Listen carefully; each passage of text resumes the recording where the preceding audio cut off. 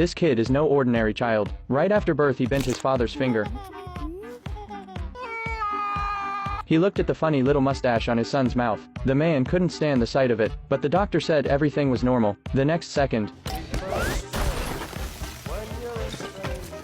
when Danny turned 6, he became even more powerful. Girls complained that he didn't push the swing hard enough. Danny gave a little push and sent the girl into space. Soon Danny reached school age. He used his X-ray vision to peek at his classmates' answers, but he accidentally overdid it and burned his classmates' test paper to ashes. Even in soccer matches, Danny could take on the other 20 players by himself, but he ended up kicking the ball into his own team's goal. Faced with his father's scolding, he was very defiant, but still filially helped his dad close the car door. It was Danny's extraordinary behavior that gradually isolated him from his classmates. Even on his birthday, no one came to his party, so Danny made a wish, hoping he could become an ordinary person.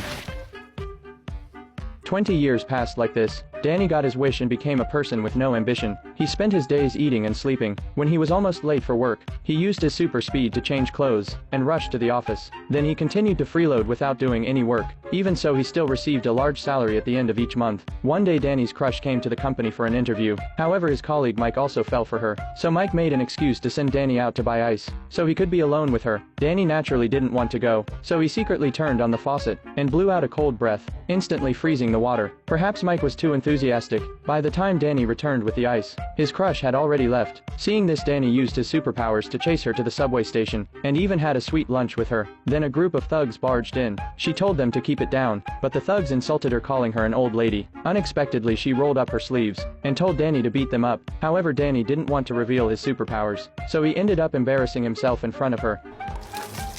This completely disappointed her, and she left him alone at the subway station. Just as Danny was spacing out, an unexpected event occurred.